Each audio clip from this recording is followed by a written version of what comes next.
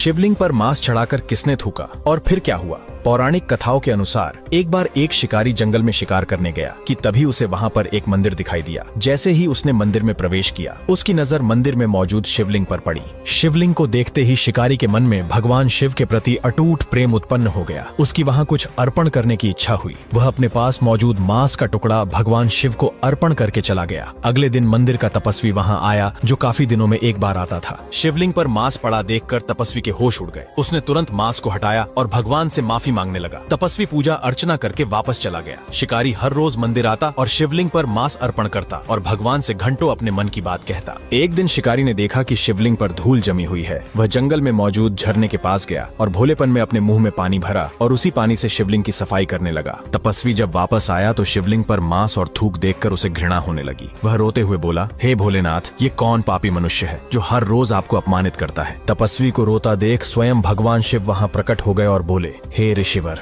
जिसे तुम अपमान मानते हो वो मेरे एक भोले भक्त का अर्पण है और वो बड़े ही निस्वार्थ भाव से मेरी आराधना करता है। यदि तुम उसकी भक्ति की गहराई देखना चाहते हो तो कल प्रातःकाल तुम मंदिर में छुप जाना और दूर से उसे देखना। इतना कहकर शिवजी वहां से चले गए। अगली सुबह सूरज की पहली किरण के साथ ही तपस्वी मंदिर में आ पहुंचा और छुपकर शिकारी का इंतजार करने लगा। तभी मांस का टुकड़ा हाथ में लिए हुए शिकारी मंदिर में आ पहुंचा। शिकारी ने मांस का टुकड़ा जैसे ही शिवलिंग पर रखा तो पहले वाला मांस भी वहीं पड़ा देखकर शिकारी बोला, हे प्रभु, आप मेरा चढ़ावा स्वीकार क्यों नहीं कर रहे? क्या मुझसे कोई गलती हुई है? तभी शिकारी की नजर शिवलिंग की दाहिनी आंख पर पड़ी, जिससे खून टपक रहा था। वह दौड़कर जंगल में गया और जड़ी बूटी लेकर आया। उसने जैसे ही जड़ी बूटी शिवलिंग की आंख पर लगाई कि खून और तेजी से टपकने लगा। शिकारी ने चाकू से अपनी एक आंख निकालकर शिवलिंग पर लगा दी, जिससे खून टपकना बंद हो गया। मंदिर में छुपा तपस्वी सारा दृश्य देख रहा था। तभी शिवलिंग की दूसरी आंख से खून निकलना प्रारंभ हो गया। शिकारी ने सोचा, अगर मैं अपनी दूसरी आंख निकाल दूंगा तो बिना देखे उसे शिवलिंग पर कैसे लगाऊंगा? उसने अपना एक पैर शिवलिंग की दूसरी आंख पर रखा और अपनी दूसरी आंख निकालने ही वाला था कि भगवान शिव वहां प्रकट हो गए। भगवान शिव को अपने सामने देखकर शिकारी उनके चरणों में गिर पड़ा। शिवजी ने अपने भोले भक्त को आंख लौटा दी और कहा, आज से लोग तुम्हें कन्नप्पा नयानार के नाम से जानेंगे। कहानी अच्छी लगी तो कमेंट में जय भोलेनाथ जरूर लिखें। निर्दोष राक्षस के बेटे को किसने मारा और फिर क्या हुआ? बहुत समय पहले की बात है। एक अत्यंत धनी व्यापारी बहुत सी वस्तुओं का कारोबार किया करता था। एक बार व्यापार के सिलसिले में वह अकेला ही दूसरे राज्य की तरफ निकल पड़ा। काफी दूरी तय करने के पश्चात वह घोड़े से उतरा और तालाब किनारे बैठकर आराम करने लगा। उसे भूख लगी तो पास में मौजूद खजूर खाने लगा। उसी तालाब के पास एक राक्षस और उसका पुत्र भी रहता था। व्यापारी ने जगह साफ करने के लिए खजूरों की गुठलियां इधर उधर फेंकी कि तभी उनमें से एक गुठली राक्षस के बेटे की दाहिनी आंख पर जाकर लगी, जिसमें उसके प्राण थे। वह उसी क्षण मृत्यु को प्राप्त हो गया। इस बात से अनजान व्यापारी तालाब के किनारे एक पेड़ के नीचे विश्राम करने लगा। तभी उसे एक विशालकाय नरभक्षी दैत्य उसकी तरफ आता हुआ दिखाई दिया। क्रोध से आंखें लाल किए हुए राक्षस ने कहा, आज तुझे मरने से देवता भी नहीं बचा सकते। व्यापारी कांपते हुए बोला, स्वामी, मैंने क्या किया है? दैत्य ने कहा, तुमने मेरे निर्दोष बालक की हत्या की है। जब राक्षस ने पूरी बात बताई तो व्यापारी को बड़ा अफसोस हुआ। व्यापारी बोला, मैंने आपके पुत्र को जानबूझकर नहीं मारा है। व्यापारी राक्षस के पैरों में गिरकर माफी मांगने लगा, परंतु पुत्र वियोग में राक्षस का क्रोध इतना प्रचंड था जिसे मिटा पाना असंभव था। अथक प्रयास के बाद व्यापारी समझ गया कि दैत्य मुझे किसी भी प्रकार जीवित नहीं छोड़ेगा। तो उसने कहा, स्वामी, यदि आपने मुझे दोषी समझ ही लिया है और किसी भी प्रकार से मुझे प्राण दान देने को तैयार नहीं है तो मुझे इतना अवसर तो दीजिए कि मैं घर जाकर अपने स्त्री पुत्रों से विदा ले लूं। राक्षस ने उसे 1 वर्ष की अवधि देते हुए कहा, यदि तू न लौटा तो मैं तुम्हारे पूरे खानदान को मौत के घाट उतार दूंगा। बेचारा व्यापारी दुखी मन से अपने घोड़े पर सवार होकर घर को चल दिया। काफी दिनों के सफर के बाद व्यापारी अपने घर पहुंचा। उसने अपनी पत्नी और बच्चों को सारा हाल कह सुनाया। बेचारा व्यापारी और उसका पूरा परिवार विलाप करने लगा। जैसे ही अगले दिन सुबह हुई, व्यापारी ने अपना होश संभाला और अपने मित्रों से आखिरी बार भेंट की। व्यापारी ने फकीरों साधुओं को जी भर कर दान दिया और उसने अपने पुत्रों में धन संपत्ति का बंटवारा कर दिया। इन सारे प्रबंधों में 1 वर्ष बीत गया। व्यापारी राक्षस से प्राण दंड पाने घर से निकल ही रहा था कि उसका पूरा परिवार उससे लिपटकर रोने लगा। दुखी मन से व्यापारी ने सबसे विदा लिया और जंगल की तरफ निकल पड़ा। वहां पहुंचकर वह तालाब किनारे जाकर बैठ गया और अपने हत्यारे दैत्य की राह देखने लगा। तभी जंगल से एक वृद्ध व्यक्ति एक हिरणी को साथ लेकर वहां आ पहुंचा। बूढ़े व्यक्ति ने कहा, तुम इस निर्जन स्थान पर क्या कर रहे हो? क्या तुम्हें नहीं पता यहाँ नरभक्षी दैत्यों का साम्राज्य है? व्यापारी ने कहा, मैं दैत्य का शिकार होने वाला हूँ। यह कहकर उसने बूढ़े को अपना सारा वृत्तांत कह सुनाया। बूढ़ा व्यक्ति आश्चर्य से बोला, तुम बड़े सत्यवान हो और तुम्हारी सत्यनिष्ठा की जितनी प्रशंसा की जाए कम है। अब मैं यहीं ठहर कर देखूंगा कि दैत्य तुम्हारे साथ क्या करता है। कि तभी एक और वृद्ध पुरुष आया जिसके हाथ में रस्सी थी और 2 काले कुत्ते उस रस्सी से बंधे हुए थे। वह उन दोनों से उनका हाल हाल चाल पूछने लगा। पहले बूढ़े ने व्यापारी की कहानी सुनाई, अब दूसरा बूढ़ा भी वहीं बैठकर दोनों से बातें करने लगा। कुछ समय के उपरांत एक और बूढ़ा एक खच्चर लिए हुए आया और पहले दो बूढ़ों से पूछने लगा कि यह व्यापारी इतना दुखी होकर यहाँ क्यों बैठा है। दोनों ने उस व्यापारी का पूरा हाल कह सुनाया। तीसरे बूढ़े व्यक्ति ने भी वहाँ ठहरकर व्यापारी का अंत देखने की इच्छा प्रकट की। अभी तीसरा बूढ़ा अच्छी तरह सांस भी नहीं ले पाया था कि उन चारों व्यक्तियों ने देखा कि सामने के जंगल में एक बड़ा गहन धूम्रपुंज उठ रहा है। एक विशालकाय नरभक्षी दैत्य उन चारों की तरफ चलता हुआ आ रहा था। प्रचंड गर्जना करते हुए राक्षस ने कहा, उठकर इधर आ, आज मैं तुझे मारूंगा, तूने मेरा बेटा मारा है। यह सुनकर व्यापारी और तीनों बूढ़े कांपने लगे और उच्च स्वर में विलाप करने लगे। उन सब के रोने और चिल्लाने से पूरा जंगल गूंज उठा। परंतु दैत्य का व्यापारी पर क्रोध इतना प्रचंड था कि वह उसे पकड़कर एक ओर ले ही गया। हिरणी वाले बूढ़े ने जब यह देखा तो वह दौड़कर दैत्य के पास पहुंचा और बोला, दैत्य महाराज, मैं आपसे कुछ निवेदन करना चाहता हूँ। आप अपने क्रोध पर कुछ देर के लिए संयम रखें। मैं आपको अपनी इस हिरणी की कहानी सुनाना चाहता हूँ, लेकिन मेरी एक शर्त है। यदि आपको ये कहानी विचित्र लगे और पसंद आए तो आप इस व्यापारी का 1 तिहाई अपराध क्षमा कर देंगे। दैत्य ने कुछ देर सोचकर कहा, मुझे तुम्हारी शर्त स्वीकार है। पहला बूढ़ा बोला, हे दैत्यराज, आप ध्यान से मेरी कहानी सुने। यह कोई साधारण हिरणी नहीं है, बल्कि मेरी पत्नी है। जब ये 12 वर्ष की थी तो इसके साथ मेरा विवाह हुआ, परंतु विवाह के 30 वर्ष के बाद भी हमें कोई संतान नहीं हुई। पुत्र मोह में मैंने अपनी दासी से विवाह कर लिया। कुछ समय बाद दासी से मुझे पुत्र की प्राप्ति हुई। पुत्र प्राप्ति के बाद मेरी पत्नी दासी और मेरे पुत्र से द्वेष रखने लगी। संयोगवश मुझे किसी कार्य हेतु अन्य देश को जाना पड़ा। मैंने अपनी पत्नी से कहा कि मेरे पीछे इन दोनों की अच्छी तरह देखभाल करना। द्वेष भावना के चलते मेरी पत्नी जादू टोना सीखने लगी। मेरे जाने के बाद उस दुष्ट ने अपने जादू से मेरे बच्चे को बछड़ा बना दिया और उसे मेरे नौकर ग्वाले को सुपुर्द कर दिया और कहा कि इसे अपने घर ले जाकर अच्छे से देखभाल करना। इसी प्रकार उसने मेरी दासी को जादू के प्रभाव से गाय बना दिया और उसे भी ग्वाले के घर भेज दिया। 1 वर्ष बीतने के उपरांत मैं विदेश से वापस लौटा। हे दैत्यराज, विदेश से वापस आकर मैंने अपनी पत्नी से अपने पुत्र और उसकी माँ के बारे में पूछा। उसने कहा कि तुम्हारी दासी की मृत्यु हो गई है और तुम्हारे पुत्र को मैंने 2 महीने से नहीं देखा। मालूम नहीं वह कहाँ चला गया। मुझे अपनी दासी के मरने का बड़ा अफसोस हुआ, परंतु मुझे आशा थी कि कभी न कभी पुत्र से मेरी भेंट हो जाएगी। इसी बीच काफी दिन गुजर गए। मेरी दुष्ट पत्नी ने एक षड्यंत्र रचा। उसने मुझसे कहा कि हमारे गांव में एक तांत्रिक है। उसने मुझे कहा है कि यदि हम एक गाय की बलि देंगे तो तुम्हारा पुत्र वापस लौट आएगा। पुत्र मोह में मैंने अपनी पत्नी की बात मान ली और मैंने ग्वाले से गाय मंगवाई। वह गाय कोई और नहीं बल्कि मेरी दासी ही थी, जिसे मेरी दुष्ट पत्नी ने गाय बना दिया था। मैंने जैसे ही तलवार उठाई वह बड़े ही करुणापूर्ण स्वर में डकारने लगी और उसकी आंखों से आंसू की धारा बहने लगी। उसका यह हाल देखकर मुझे उस पर दया आ गई, परंतु रुष्ट होकर मेरी पत्नी ने कहा, यदि बलि नहीं दी तो हमारा पुत्र वापस नहीं लौटेगा। विवश होकर मैंने उसका सर धड़ से अलग कर दिया। राक्षस ने हैरान होकर कहा, तुमने अपनी ही दासी को मार डाला। हे दैत्यराज, जब मैंने गाय के रूप में मौजूद दासी का सर धड़ से अलग किया तो उससे सिर्फ अंतड़ियां निकली। मेरी कुटिल पत्नी ने कहा, स्वामी, हमारी बलि तांत्रिक को स्वीकार नहीं होगी। ये तो बिल्कुल ही दुर्बल गाय है। पुत्र मोह में मैं उस ग्वाले पर नाराज होते हुए बोला कि गाय को ऐसी दशा में क्यों रखा कि वह ऐसी दुबली पतली हो गई। मेरी कुर्बानी करने के लिए कोई बछड़ा ही ले आओ, किंतु वह मोटा ताजा होना चाहिए। ग्वाला शीघ्र ही एक मोटा ताजा बछड़ा ले आया। मुझे मालूम न था कि यह बछड़ा मेरा ही पुत्र है। उसे देखकर मेरे हृदय में प्रेम उमड़ने लगा और वह बछड़ा मुझे देखते ही मेरे पैरों पर गिर पड़ा। उसकी आंखों से आंसू बहने लगे। मेरा हृदय व्याकुल हो उठा और मैंने ग्वाले से कहा कि इस बछड़े को वापस ले जा, परंतु मेरी दुष्ट पत्नी फिर भी उसी बछड़े को मारने के लिए जोर देती रही। किंतु इस बार मैंने उसकी परवाह नहीं की और बछड़े को वापस कर दिया। हे दैत्यराज, अगले दिन वो ग्वाला भागता हुआ मेरे पास आया और उसने एकांत में मुझसे कहा, मालिक, मेरी बेटी जादू टोने में प्रवीण है। कल जब मैं उस बछड़े को वापस लेकर गया तो वह उसे देखकर हंसी भी और रोई भी। मैंने उससे इस विचित्र बात का कारण पूछा तो उसने कहा, जिस बछड़े को आप जिंदा वापस लाए हो वह हमारे मालिक का बेटा है, इसलिए मैं प्रसन्न हुई। इसके पहले इसकी माँ की कुर्बानी दी गई थी, इसलिए मैं रोई।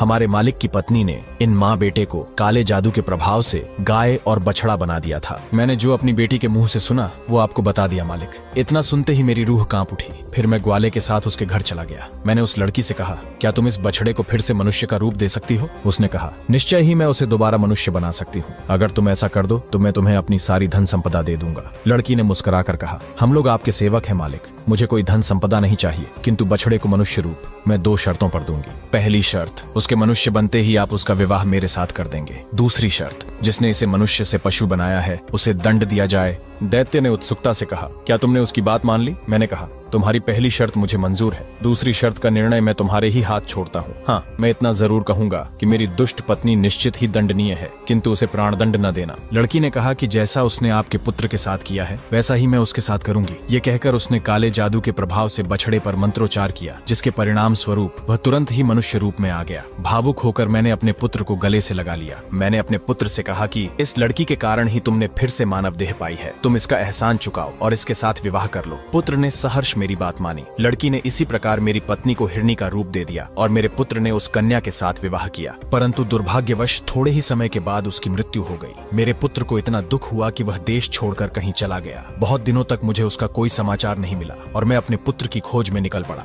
राक्षस ने भावुक होकर कहा, क्या तुम्हें तुम्हारा पुत्र मिला? नहीं दैत्यराज, उसका कोई समाचार नहीं मिला, इसलिए मैं उसे ढूंढने निकला हूँ। मुझे किसी पर इतना भरोसा नहीं था कि अपनी हिरणी बनी हुई पत्नी को उसके पास छोड़ता, इसलिए मैं इसे अपने साथ लिए हुए एक देश से दूसरे देश अपने पुत्र की खोज में घूमता हूँ। यही मेरी और इस हिरणी की कहानी है। अब आप स्वयं निर्णय लें कि यह घटना विचित्र है या नहीं। दैत्य ने कहा, निसंदेह यह घटना विचित्र है। मैं व्यापारी के अपराध का 1/3 हिस्सा माफ करता हूँ। तभी 2 कुत्तों वाला दूसरा बूढ़ा दैत्य के पास आया और बोला, हे दैत्यराज, मैं भी अपनी और इन 2 कुत्तों की कहानी आपके सम्मुख रखना चाहता हूँ। यदि यह पहली कहानी से भी अच्छी हो तो आशा है कि आप व्यापारी के अपराध का 1/3 भाग और क्षमा कर देंगे। दैत्य ने कहा, अगर तुम्हारी कहानी पहली कहानी से अधिक विचित्र हुई तो मैं तुम्हारी बात जरूर मानूंगा। यदि कहानी अच्छी नहीं हुई तो तुम प्राणदंड के लिए तैयार रहना।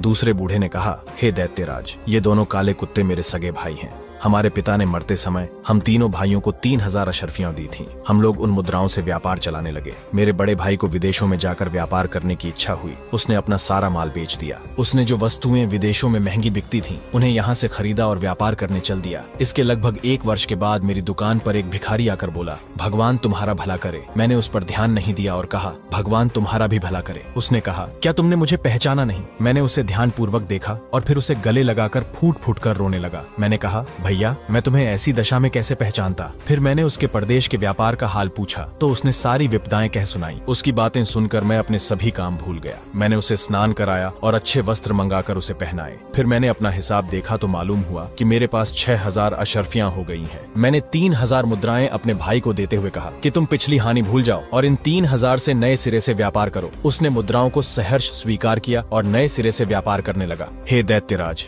कुछ दिनों बाद मेरे छोटे भाई की भी इच्छा हुई कि वह विदेश जाकर व्यापार करे। मैंने उसे बहुत मना किया, परंतु उसने मेरी एक न मानी। उसने मुझसे विदा लिया और एक कारवां जो विदेश जा रहा था वह उनके साथ दूसरे देश के लिए निकल गया। 1 वर्ष के बाद मेरे बड़े भाई की तरह वह भी अपनी सारी जमा पूंजी गवाकर मेरे पास लौट आया। मैंने अपने छोटे भाई की भी सहायता की और उस वर्ष जो 3000 मुद्राएं मुझे व्यापार में लाभ के रूप में प्राप्त हुई थीं, वो उसे दे दी। वह भी नगर में पहले की तरह व्यापार करने लगा। कुछ समय बीता ही था कि मेरे दोनों भाइयों ने मुझसे कहा, हम तीनों भाई विदेश जाकर व्यापार करेंगे। मैंने साफ इनकार कर दिया, परंतु दोनों मेरे साथ बहस करने लगे। इसी बहस में 5 वर्ष बीत गए। इस अवधि में उन्होंने मेरा जीना मुश्किल कर दिया। अंत में तंग आकर मैंने उन दोनों की बात मान ली। मैंने व्यापार के लिए आवश्यक वस्तुएं मोल ली और अपने भाइयों के साथ हुई घटना से सीख लेते हुए घर के प्रांगण में एक गड्ढा खोदकर कुछ मुद्राएं गाड़ दी। हे दैत्यराज, हम तीनों भाई व्यापार करने एक रहस्यमयी टापू पर जा पहुंचे। वहां जाकर हम व्यापार करने लगे। काफी समय बीत गया और हमें व्यापार में बहुत लाभ हुआ। फिर हमने उस देश की बहुत सी अच्छी वस्तुएं अपने देश में बेचने के मंतव्य से मोल ली। जब हम जहाज पर वापस आने के लिए तैयार हुए तो एक अत्यंत सुंदर स्त्री फटे पुराने कपड़े पहने मेरे सामने आई। उसने जमीन पर गिरकर मुझे सलाम किया, मेरा हाथ चूमा और मुझसे निवेदन किया कि मेरे साथ विवाह कर लो। मैंने इस बात को उचित न समझा और इनकार कर दिया,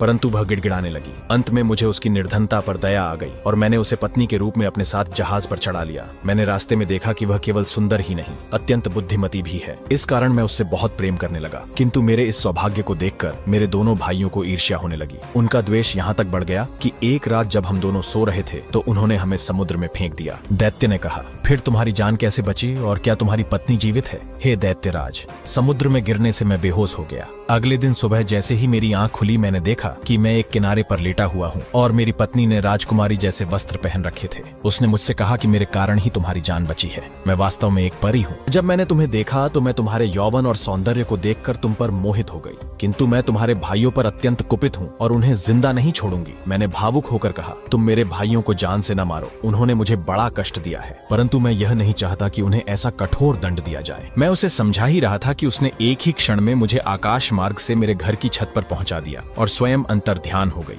मैंने गड्ढे में छुपाई हुई 3000 मुद्राएं बाहर निकाली। दैत्य ने कहा, लेकिन वो परी कहाँ चली गई? हे दैत्यराज, मैं व्यापार के सिलसिले में घर से बाहर चला गया। शाम को जब मैं वापस लौटा तो मैंने देखा कि मेरे घर के अंदर 2 काले कुत्ते मौजूद हैं। मुझे देखकर वे दुम हिलाते हुए मेरे पास आए और मेरे पांव पर सर रखकर लौटने लगे। उसी समय वह परी मेरे घर में आई और मुझसे बोली कि इन कुत्तों को देखकर घबराना नहीं, ये दोनों तुम्हारे भाई हैं। मैंने दुखी होकर परी से पूछा कि ये कुत्ते कैसे बन गए? मैंने तुम्हारे भाइयों को जादू के प्रभाव से 10 वर्ष के लिए कुत्तों की योनि दी है। जब 10 वर्ष बीत गए तो मैं अपने भाइयों को साथ लेकर परी की खोज में निकल पड़ा और मेरा सारा जीवन इसी में चला गया। हे दैत्यराज, आपको मेरी कहानी अद्भुत लगी या नहीं? दैत्य ने कहा, वास्तव में तेरी आप बीती बड़ी ही अद्भुत है। मैं व्यापारी के अपराध का 2 तिहाई भाग भी माफ करता हूँ। तभी तीसरा बूढ़ा बोला कि अब मैं भी अपना वृत्तांत आपसे कह रहा हूँ। यदि आप इसे भी अद्भुत पाएं तो कृपया व्यापारी के अपराध का बाकी तिहाई भाग भी क्षमा कर दें। दैत्य ने हामी भर दी। तीसरे बूढ़े ने कहा, हे दैत्य सम्राट, ये खच्चर मेरी पत्नी है। दरअसल मैं एक व्यापारी था। एक बार मैं व्यापार के सिलसिले में परदेश गया। जब मैं वापस लौटा तो मैंने देखा कि मेरी पत्नी मेरे नौकर के साथ प्रेमालाप कर रही है। यह देखकर मेरे क्रोध की सीमा न रही। जब मैं उसकी तरफ आगे बढ़ा तो मेरी दुष्ट पत्नी ने मेरे ऊपर अभिमंत्रित जल छिड़क दिया, जिससे मैं कुत्ता बन गया। उसने मुझे घर से भगा दिया और फिर अपने हास विलास में लग गई। मैं भूख से व्याकुल होकर इधर उधर भटकता हुआ एक कसाई की दुकान पर जा पहुंचा। मैं उसकी फेंकी हुई हड्डियां खाने लगा और कुछ दिन तक ऐसा ही करता रहा। एक दिन कसाई मुझे अपने साथ अपने घर ले गया। कसाई की पुत्री मुझे देखते ही अंदर चली गई और बहुत देर तक बाहर नहीं निकली। कसाई ने कहा, तुम अंदर क्या कर रही हो? बाहर क्यों नहीं आती? लड़की ने कहा, मैं एक अनजान पुरुष के सामने कैसे आ जाऊं? कसाई ने हैरान होकर कहा कि यहाँ तो कोई अनजान पुरुष दिखाई नहीं दे रहा। तुम किस पुरुष की बात कर रही हो? लड़की ने कहा, ये कुत्ता जो आपके साथ घर में आया है, ये एक इंसान है। इसकी पत्नी ने काले जादू के प्रभाव से इसे कुत्ता बना दिया है। हे दैत्यराज, लड़की ने कहा, पिताश्री, यदि आपको मेरी बात पर विश्वास नहीं हो रहा तो मैं तुरंत ही इसे मनुष्य बनाकर दिखा सकती हूँ। कसाई बोला, अगर ये संभव है तो इस बेचारे को मुक्त करो। यह सुनकर वह लड़की एक पात्र में अभिमंत्रित जल लेकर आई। उसने मंत्रोच्चार करके जैसे ही वह जल मुझ पर छिड़का, मैं वापस मनुष्य के रूप में आ गया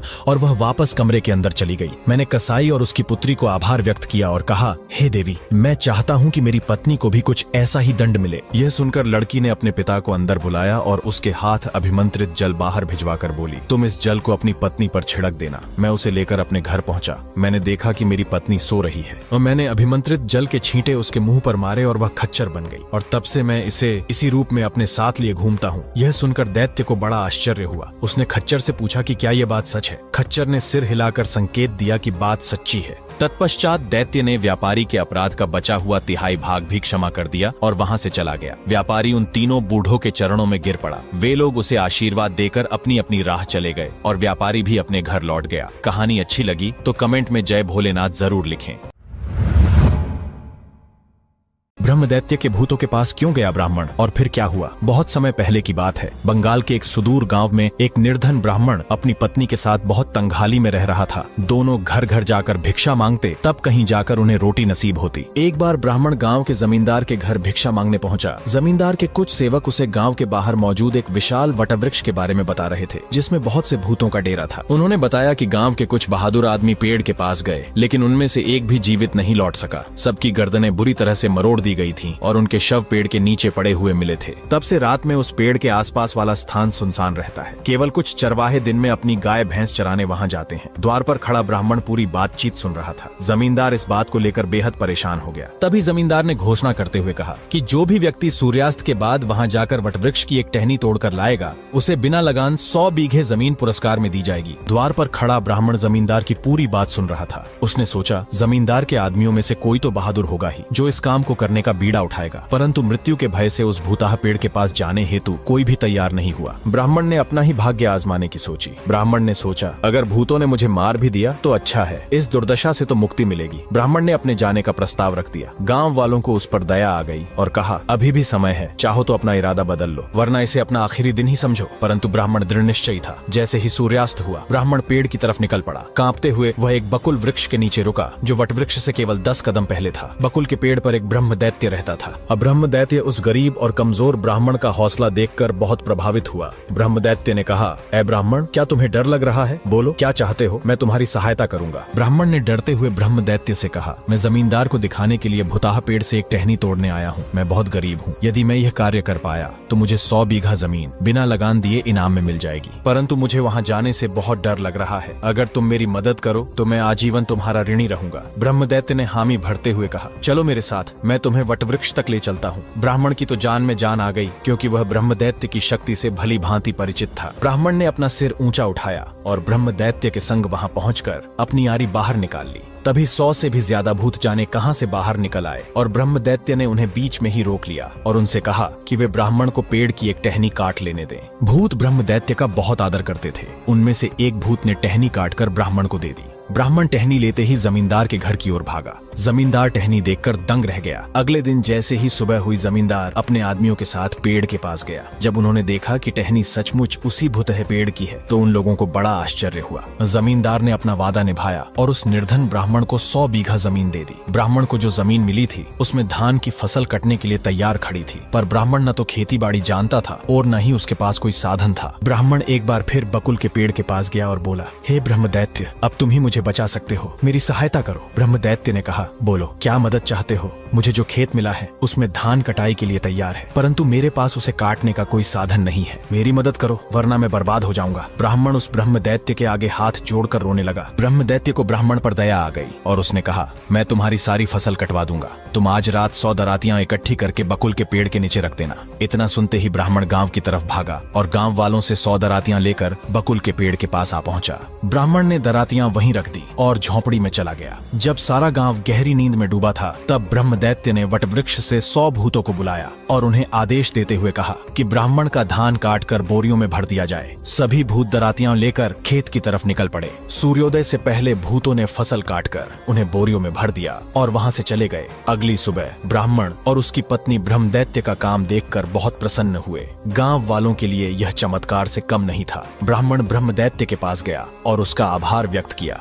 ब्रह्म दैत्य ने कहा, हे ब्राह्मण देवता, मैं और मेरे सभी भूत साथी इस भूत योनि से थक चुके हैं, हमारी मुक्ति करवा दो। ब्राह्मण ने एक विशाल यज्ञ का आयोजन किया, जिसके परिणाम स्वरूप ब्रह्म दैत्य और उन सभी भूतों की मुक्ति हो गई। कहानी अच्छी लगी तो कमेंट में जय भोलेनाथ जरूर लिखें।